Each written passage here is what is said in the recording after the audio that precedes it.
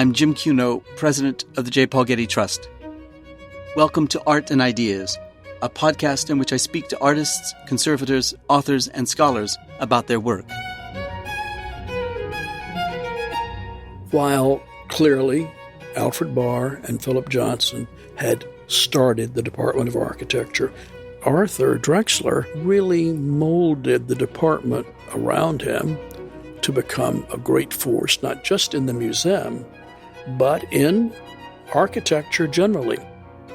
In this episode, I speak with architectural historian Thomas Hines about his recent book, Architecture and Design at the Museum of Modern Art, The Arthur Drexler Years, 1951 to 1986.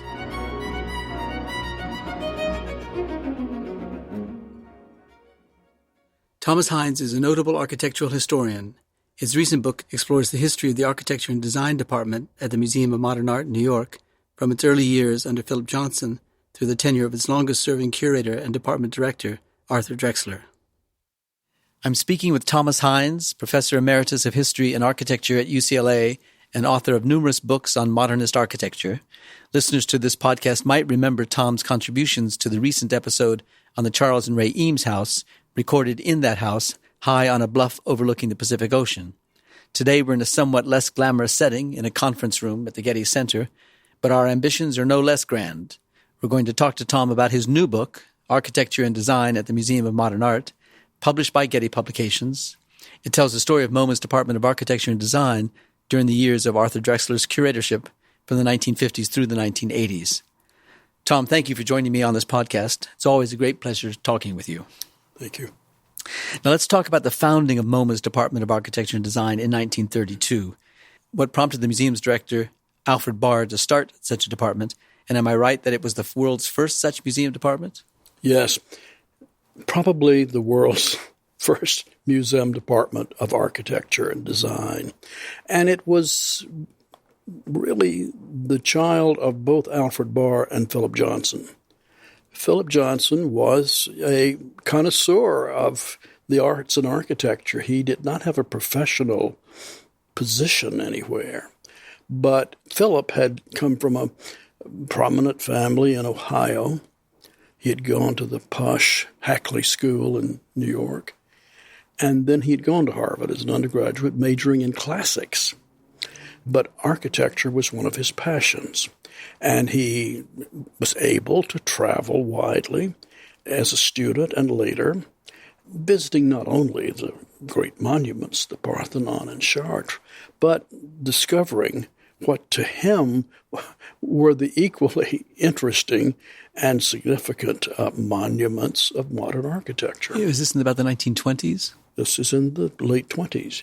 And he was such a prominent person. He knew people at MoMA, and they knew him. And he approached Barr about this possibility. Turns out Barr didn't need convincing. While his major fields were painting and sculpture, he was a great enthusiast for architecture. He had taught a course at Wellesley, one of the first courses in the country in contemporary art and architecture. And so Alfred Barr was completely in sync with Johnson's enthusiasm for this kind of department. What was the activity in modern architecture at that time in New York City? The Cooper Union was, of course, a school for architecture. Mm-hmm. Were there other schools of architecture in New York City at the time? Yes, Columbia was probably the major place. None of them were advocating modern architecture, but there was a great interest in modern architecture among the cognoscenti at Harvard, Philip's alma mater, and in New York. Were there places to see models and drawings of modern architecture that might have educated the public before Museum of Modern Art? Well, probably at Columbia and at Cooper there were examples, but not so much, really.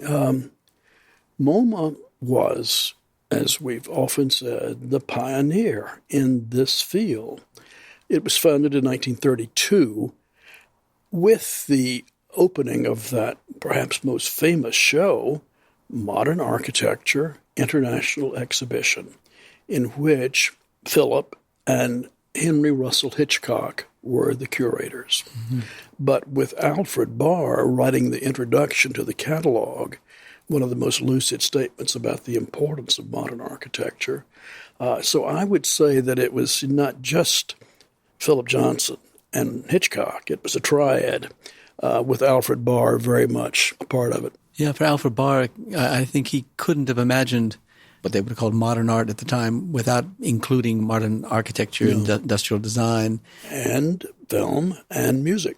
Yeah. Now, the department's early history is told around three important exhibitions, the first of which you already mentioned, Modern Architecture International Exhibition, 1932. There were two others, Machine Art, 1934, 2 years later, and Mies van der Rohe, so a monographic exhibition as late as 1947.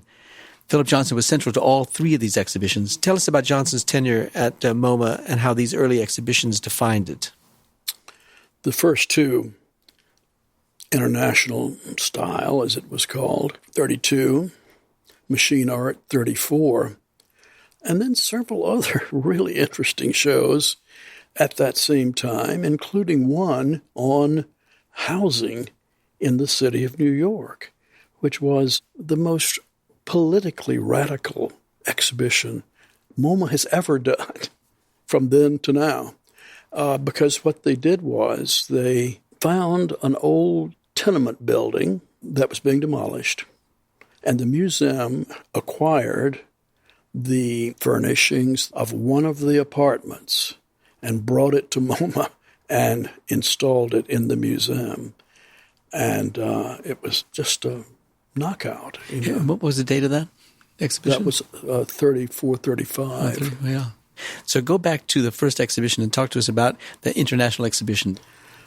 The International Style Show, as we've come to call it, the 32 show, dealt with this, at the time, startling new form of architecture, which Johnson and Hitchcock and Alfred Barr labeled the international style, because it was not just native to one particular country or area. It was all over Europe and then the United States and then the world. And it had an enormous impact on architecture everywhere. What were the characteristics of the style that could link those distant nations and cultures together? Avoidance of any mimetic references to history, no allusions to any other historic styles. It was not grounded in a masonry foundation that rested heavily on the earth. Its essence was the steel frame, lightly clad in materials, steel, glass, some wood, but largely glass and concrete and stucco. And an architecture that rested lightly on the ground. Yeah. Who were the principal architects of the style as defined by Johnson?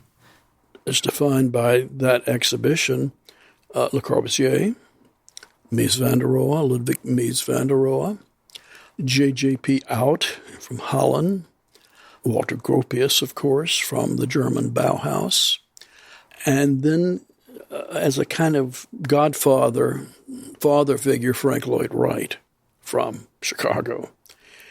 And to balance things, I think they had to work hard at this, to balance the European component, they invited Richard Neutra, who was just starting out, and not many people knew about him yet. But he was in the United States by this time. He came from Vienna. He came to the United States, New York and Chicago, and then Los Angeles from Berlin, where he had worked for Erich Mendelsohn. Originally, he had come from Vienna.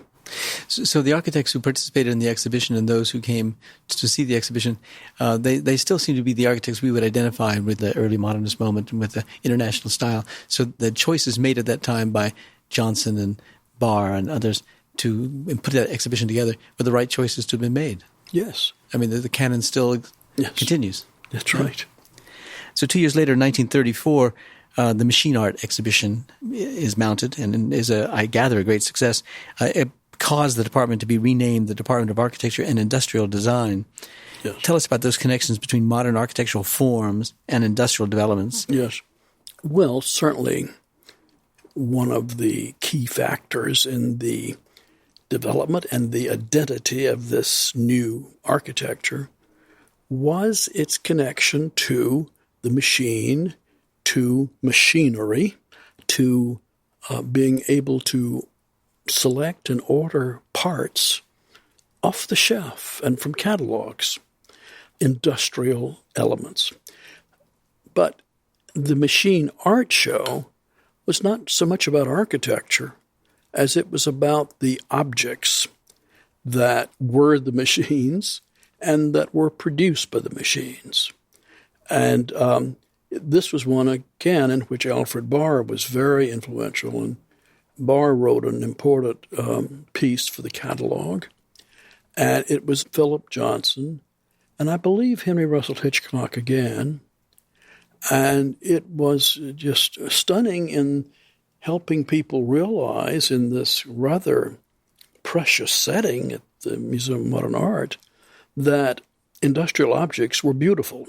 Yeah, the illustrations of the exhibition in your book make it seem as if these machine parts or the machine objects were exhibited as if they were sculpture. Yes, exactly. Yeah. Beautifully lit. Yeah. Now, in response to the exhibition, I believe it was the housing project that you mentioned earlier, Myra Shapiro, the art historian, and at that time a Marxist-leaning art historian, favorably pointed out the links between modern aesthetic forms and advanced social programs, while opposing critics called modern architecture the Trojan horse of Bolshevism. Mm-hmm. Was this a lively and explicit issue at MoMA at the time? Was there any internal conflict about this? I think not at the time. Shapiro was, as often, advanced in his relating of this architecture to ideal socialist architecture as an architecture that could be less expensive to build and easier to build, and kind of kit of parts architecture, to oversimplify it. And Shapiro's review under a pseudonym was quite explicit on this, but not other people so much. Now, Johnson was important to this whole development of the department, as we just described it, and the whole contribution of the museum to the celebration of and understanding of modern architecture. But in 1938, Johnson goes to Germany. Why did he go to Germany, and why then? It's a mystery. And I've said in this book that it puzzled everyone.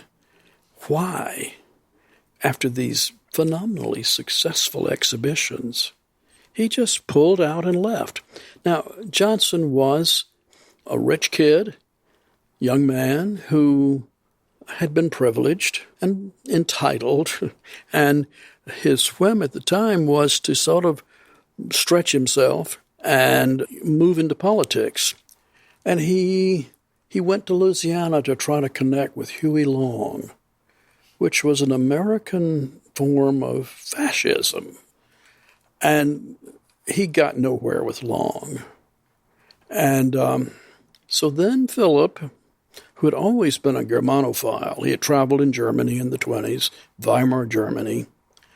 Well, he went back to Germany in 1938. And he got credentialed by working for a American fascist magazine with the Orwellian title Social Justice.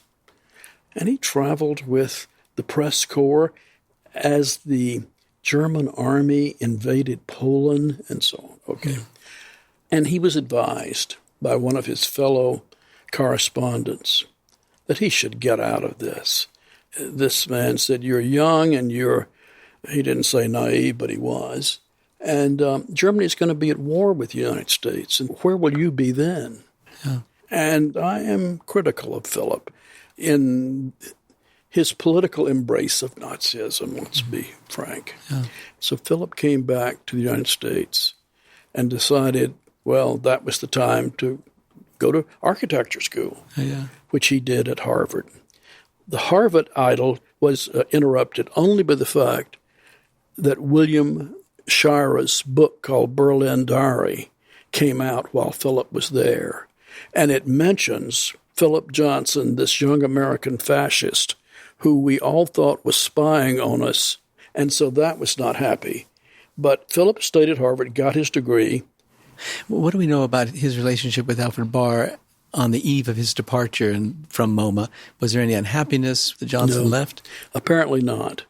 Alfred Barr was, as far as we know, one of the most equitable people in his willingness to overlook and forgive and tolerate differences. He had a great eye and a great sense of who had talent, and clearly Philip Johnson had talent. There was no animosity between them. And in fact, when Johnson, after his escapade in Germany and his problems with Shira's book and so on, he decided he really missed being a curator and wanted to come back. Yeah. Now, in 1939, before he comes back to work for MoMA, MoMA moves into its first purpose-built building. Yes. And it's designed by Philip Goodwin and Edward Durrell Stone. And the building itself proclaimed the museum as a modern and modernist institution. Yes. How important was it, do you think, to the aesthetic program of the museum that MoMA was now in such a modernist building, a building that was sleek in form and modern in its steel, concrete, and glass structure materials that kind of advertised the fact that this is what MoMA stands for. This is what the modern, what modern in Museum of Modern Art means. Exactly. Very important. We should also note that Philip Johnson's and Alfred Barr's hope was that the commission would go to a European modernist. Especially, they were inclined to hope Mies van der Rohe, and that did not sail with the trustees, who wanted an American architect. And so Philip Goodwin, who was not a well-known architect, but he was on the MoMA board, was selected, sort of in-house guy, and as a partner in this enterprise, they selected another young American architect to back him up. So when did Arthur Drexler start at MoMA? There were a series of curators who, while Philip was at Harvard and in the Army and so on, and it was after the war that Philip really decided he needed to come back. Right? MoMA was not unaware of his history and of where he had been, and there was concern. And it was apparently Abby Rockefeller, one of the three founders of the museum, who is supposed to have said that she thought every young man should be allowed to make one big mistake. And she had enough clout, of course, that was listened to. And Philip was allowed to come back to the museum. Yeah. And shortly after he returned to the museum, he hired Arthur Drexler. No. He came back to the museum in 1946. That was when he did the first exhibition on Mies van der Rohe, really, which reestablished him at the museum. And it was not until 1951 that he appointed Arthur Drexler. And we can talk about Drexler's rise. Yeah. He was 26 years old, I think, at the time, right? Born in 1925. Yeah. So give us a sense of Drexler's life to that point, and what was it about him that caught Philip Johnson's eye? Arthur was born in New York, grew up in New York, modest middle-class family. His parents were both born in the U.S. They were the children of immigrants, European Jewish immigrants from Austria and Russia. And Arthur and his sister Carol were encouraged by these parents to get a good education. Their mother was an artist who worked at home. She'd gone to Cooper Union, and both siblings were encouraged at home to move in this direction. The big moment for Arthur Drexler was getting into the New York High School of Music and Art, which LaGuardia had founded the year before. And he got in there when he was early teenager, very precocious. Arthur took courses in the history of art and history of architecture. And there were courses in architecture which allowed the students to go out into the city and meet with architects and observe their work in their studios. The school had connections. And so that was a big factor in Arthur's deciding to pursue architecture. And after graduation there, he applied to Cooper Union, had a year of architecture there, and then was drafted, 1941. And he was in the Army in the Corps of Engineers as a map maker, cartographer, in what turned out to be the very dangerous position of mapping the hitherto unmapped Pacific Islands as the American forces made their way to Japan. Now, this is an important issue because in Drexler's education to this point, at the high school and in just on his own, one of the most important influences had been the culture, the art, the architecture of Japan.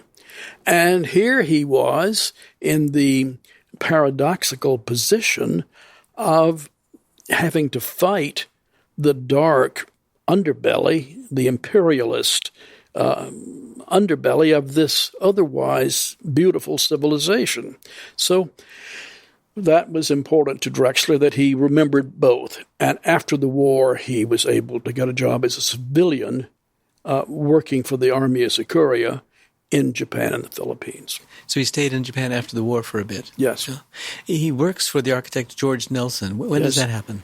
That came after he came back. He, like many returning veterans, just did not seem interested in pursuing formal education. He wanted to get to work. And he was able to get a job in the office of George Nelson, who was another seminal influence on him. George Nelson was a phenomenal person, designer, and advocate for the arts. And Arthur got a good education in his office. And George Nelson was a good writer, and he was involved with several architecture magazines. Nelson had gone to Yale, studied architecture at Yale, and was very qualified, very credentialed, but liked to do many different things at once, including writing. And he encouraged Arthur, who he saw was a fine writer, to move into that. And he got him a job as architecture editor for Interiors magazine. Was that an important magazine? It certainly was at the time. I mean, that was a good job that he got. Yes. And he got it because of Nelson's influence. And then immediately the magazine saw what talent he had. And I was able to go back through all the issues of Interiors that Drexler had contributed to during the years he worked there. And I was greatly impressed with the quality of his articles. He wrote not only on architecture, but on sculpture as well. And he did a great piece on Alexander Calder, for example. One of his most consequential articles was on Philip Johnson's newly finished glass house in New Canaan, Connecticut, 1949. And so Arthur went there. He was greatly taken with the building. He and Philip got along very well. Philip Johnson was impressed with Drexler's take on the building, and later his excellent article in Interiors, which, before the deluge of articles about that building, was one of the first. So then Philip Johnson loved to discover people. And so clearly Drexler was one of his favorite discoveries, and he followed his work after that. And then when Philip had the chance to fill a position at MoMA after he went back there, he named this very under-credentialed but brilliant writer, Arthur Drexler, curator of architecture. So when Drexler joins MoMA, he joins the department's two important female curators, yes, Greta Daniel and Mildred Constantine, Who were they and what was their roles? Yeah. I mean, it was surprising to me. I hadn't heard of them. How surprising or how important was it that the two women were in that particular department in positions of influence? Well, it is significant in the history of American museums. MoMA was a pioneer in this way. Iris Barry was the first director of the Department of Film. And there were women throughout the museum, but not as strongly as in architecture. Mildred Constantine and Greta Daniel were hired during the 40s before Philip came back to MoMA, I suppose. And Greta Daniel was a German who had important experience at the Folkwang Museum in Essen, Germany. And her specialty had been furniture, decorative arts, we call it now. And she was Jewish, so she left Germany and came to the United States. And with her credentials, her background, her experience, she was able to get work. And she met René Donencourt. She met several people who recognized her talent and hired her at MoMA. Mm-hmm. Mildred Constantine was important at MoMA in the department before Arthur got there. And we can give Philip Johnson credit for spotting her. She had grown up in New York. She was from a poor family, could not afford to go to college. She was a good writer and a good high school, and she got work writing for various journals. In that capacity, she met people. She met Nelson Rockefeller, and she was hired by Philip at the Museum of Modern Art. Yeah. So those two together were very important for the museum, for design, and for helping kind of initiate Arthur Drexler into the department and the museum. And the first show he did, they helped him on Le Corbusier. It was a small show, but it was, I've thought, a kind of quintessentially MoMA show in that it dealt with everything. Yeah, since architecture, painting, design, yeah, that's the whole right. career. Since Le Corbusier was an important, by this time, French architect born in Switzerland, who had been one of the 1932 architects in the MoMA show, and who was also a very good painter, fine painter, and furniture designer. And so it was Arthur's and Philip Johnson's decision that there should be at least something on the Gesamtkunstwerk, total work of art. Le Corbusier as painter, furniture designer, and architect. And they picked one building, later his most famous building, the Villa Savoy, near Paris in France, and used furniture from that, and then two paintings, one before it, one after it, that were very much in sync with these. They also were able to comment on and show drawings of Le Corbusier's work as an urban planner, urban designer. Mm-hmm. Yeah. Now, Drexler's first large exhibition at MoMA was 8 Automobiles. It was an exhibition that was concerned with the aesthetics of motor car design, for which Drexler wrote, "Automobiles are hollow, rolling sculpture. They have interior spaces corresponding to an outer form, like buildings." Was this the first exhibition of automobiles in a museum? Probably so. I've tried to nail that down. Most people think it was.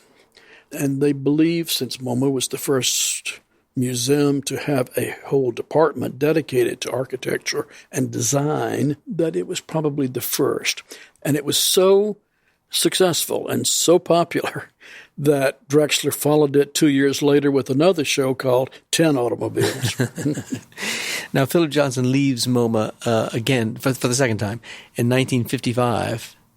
And in early 1956, Drexler was appointed to succeed him as director of the department. He'd only been in the department a few years by that time. 5 years. And one of Drexler's first exhibitions as director was Buildings for Business and Government, which included Mises Seagram Building, SOM's Air Force Academy, Edward Durrell Stone's U.S. Embassy Building in New Delhi, and Frank Lloyd Wright's exotic Price Tower, an eclectic group to say the least. How was it that he put together this exhibition dedicated to buildings for business and government, following on the car exhibition, one might not have thought that would have been a subject that would have attracted much of public attention. Drexler, as I've tried to stress throughout this book, and the museum in general, always insisted and wanted to emphasize the fact that modernism was not just one thing.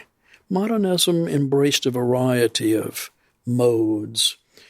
And to oversimplify, perhaps, let us just say, on the one side, rationalism, on the other side, expressionism. The expressionism being the warmer, more fluid branch of modernism, expressed by such architects as Eric Mendelssohn in Europe, and the late Frank Lloyd Wright here, and in certain ways the late Le Corbusier. Rationalism epitomized by Mies van der Rohe's sterner, more rectilinear, cooler architecture. And so that show combined those. I'd like to go back a little bit, though, to stress the fact that Drexler got that position as director. He was asked to succeed Philip Johnson because he had not only done the Le Corbusier show and the car show, he had done an important show on Japanese architecture, the Japanese house, rebuilding, constructing a Japanese house in the garden with a Japanese architect whom Drexler had selected, and with Mildred Constantine doing another show on Japanese calligraphy. And this, I think, is important because, after all, this is in the 1950s, less than 10 years after the end of the war and the bombing of Pearl Harbor, and there was still huge anti-Japanese sentiment in the United States. And so Arthur's embrace of this and MoMA's embrace of this was significant. Now, they were supported very much at the Museum of Modern Art by Blanchette Rockefeller and her husband, John D. Rockefeller III, who were great Japanophiles. And it was, in fact, this is significant, it was, in fact, Rockefeller's influence in Washington, in the Roosevelt and Truman administrations, that apparently convinced the powers that be that the treasure house city of Kyoto should not be bombed. So the Rockefellers and the museum supported Drexler in this Japanese effort. Yeah. So while they were organizing those diverse and different exhibitions, he continued to exhibit Le Corbusier, seemingly to be particularly interested in Le Corbusier. In 1963, he mounted an exhibition on Le Corbusier, Buildings in Europe and India, which featured, in his words, work that had a more decisive effect on the course of architecture in our time than those of any other architect. What was it about Le Corbusier that made Drexler admire him so much, and would he be the principal figure in Drexler's pantheon of modernist architects? The triad in Drexler's career, from the beginning to the end, were Frank Lloyd Wright, Ludwig Mies van der Rohe, and Le Corbusier. Now, Le Corbusier had not built in the United States at that time. The other two had. And I think he saw Le Corbusier as just one of the great versatile figures, as we've already said, who was painter, designer of important furniture, and architect, as illustrated in that first show. And so I think he kept coming back to him because of that. And then when, of course, Le Corbusier got his first commission in the United States at Harvard, the Carpenter Center, that was included in Drexler's shows whenever possible. Yeah. Now, in 1966, with the Graham Foundation, MoMA sponsored the publication of a book-length manifesto called Complexity and Contradiction in Architecture. This is to indicate or suggest that there is a change in the aesthetic course of MoMA's Department of Architecture and Design at the time. And the manifesto was written by the little-known architect Robert Venturi. The book argued against much of the modernist tenets that MoMA championed for so long.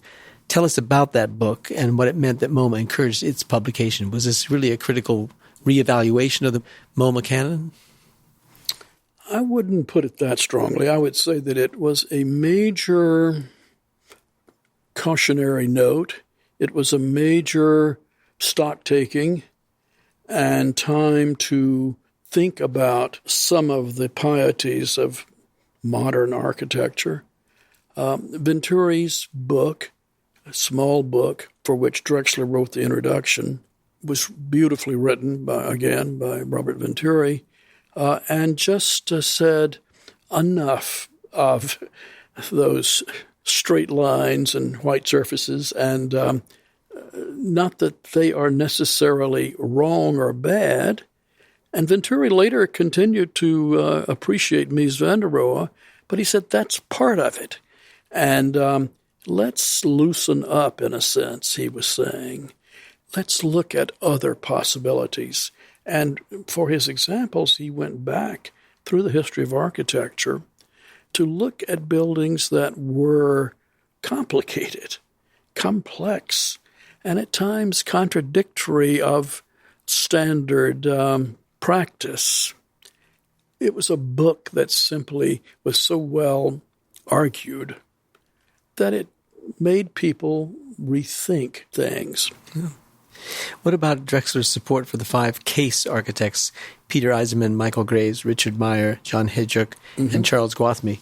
How did they contribute to this kind of rethinking of the modernist canon and the introduction of complexity into the Well, we're, of course, moving along very fast here now, but architecture and design, like most aspects of life, was going through, if not constant, at least frequent revolutions, changes in taste, changes in values. And the Eisenman, Meyer, Graves, Gwathmey group was kind of reacting in some ways against, not explicitly against Venturi, but it also said, wait a minute, yes, Bob Venturi and that book are very important, but let's not throw out the baby with the bathwater. Let's remember the great modernist traditions that we all were educated in. And in some ways, those 5 architects did in their first buildings rethink, sort of reconstitute, recompose much of the original work of Gropius, Mies, Le Corbusier, the architects of the 32 show. And so Drexler met them, discovered them, thought they were interesting, invited them to MoMA. There was never an exhibition, but there was a book which became very influential called 5 Architects. And these 5 architects became very important and influential and much discussed. Now, of course, this called in a counterforce as well. Architects who were more of the Venturi persuasion said again, wait a minute, hold on, let's not get too carried away there. And so those architects, including Venturi and Charles Moore, formed and allowed themselves to be formed into a kind of counter group which did a series of reviews of 5 architects in Architectural Forum, 5 on 5. And this was a big controversy and a big event. And then Tim Vreeland, who was at the UCLA School of Architecture and had been a student of Louis Kahn's, suggested that they should face off in public. And so UCLA sponsored a very now famous conference called 4 Days in May of 1974, in which the 5 white architects, they were called, that we just mentioned, and 5 others, including Charles Moore and Richard Weinstein and others, were invited to face off in public. It was a good discussion, a good controversy. It really raised the level of what we call architectural discourse. Yeah. Now, things are beginning to change again in the 1980s with Drexler and MoMA turning back to their roots in modernism, at least that's how I see it, with exhibitions on Skidmore, Owens & Merrill, SOM, and its lead designer, Gordon Bunshoft. the work of Eileen Gray, Marcel Breuer, Alvar Aalto, Richard Neutra, and again, Mies van der Rohe. You worked with Drexler on the Neutra exhibition. Yes. Did you talk about these developments as being in any way a return to the roots of MoMA? Did it have that kind of effect in one's thinking about the trajectory of architecture as seen by MoMA? This is a good question, interesting question. And the answer is not really, because I discovered much of this writing this book. In writing this new book on architecture and design at MoMA, I began to understand, as I never had before, why exactly Arthur Drexler wanted to do a show on Richard Neutra. I had just finished a book on Richard Neutra. I talked to many people, but I'd never talked to Philip Johnson about this. And I wanted to talk with him about how and why he and Henry Russell Hitchcock had, going way back, included Neutra in their 1932 show. So we had a nice lunch at Four Seasons. It turned out, Philip Johnson by this time was getting tired of the international style and was becoming enamored of the postmodernist turn, a la Venturi, Moore, and others.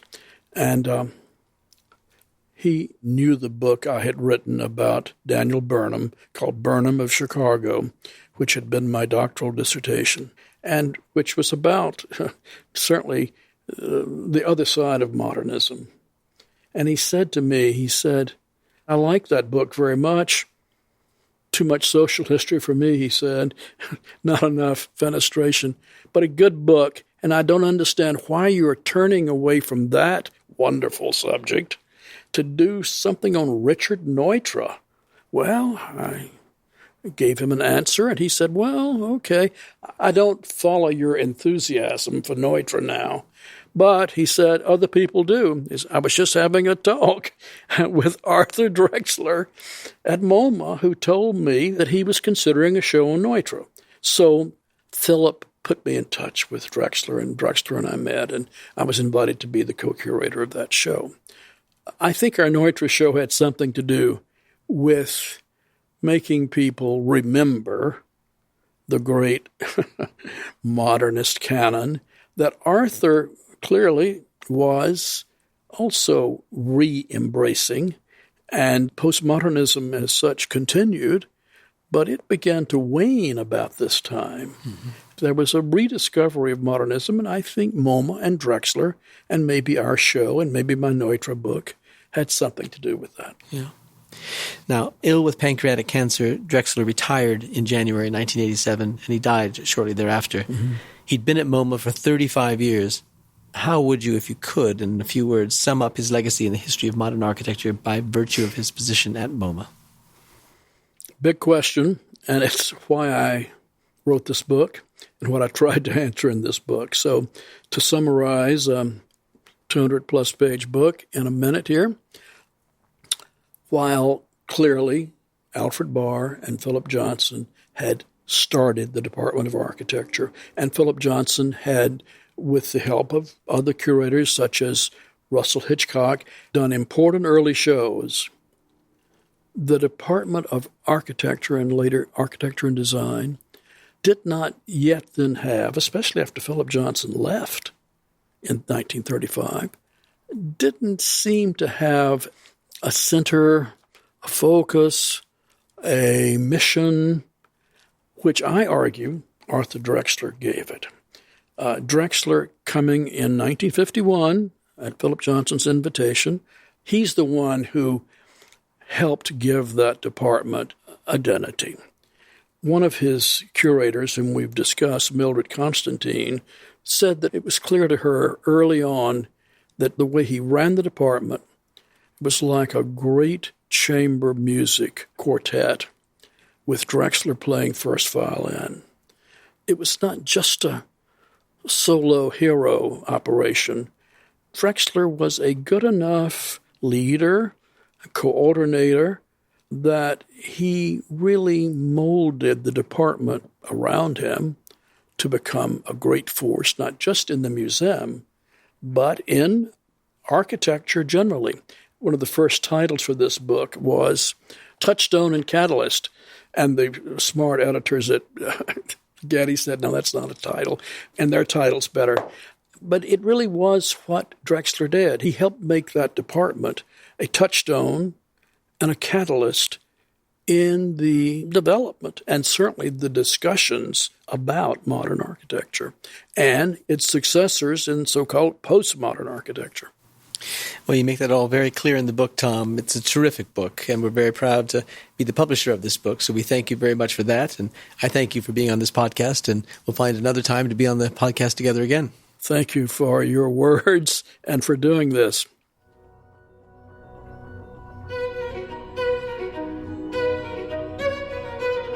Our theme music comes from the Dharma at Big Sur, composed by John Adams for the opening of the Walt Disney Concert Hall in Los Angeles in 2003. It is licensed with permission from Hendon Music. Look for new episodes of Art and Ideas every other Wednesday. Subscribe on iTunes, Google Play, and SoundCloud, or visit getty.edu/podcasts for more resources. Thanks for listening.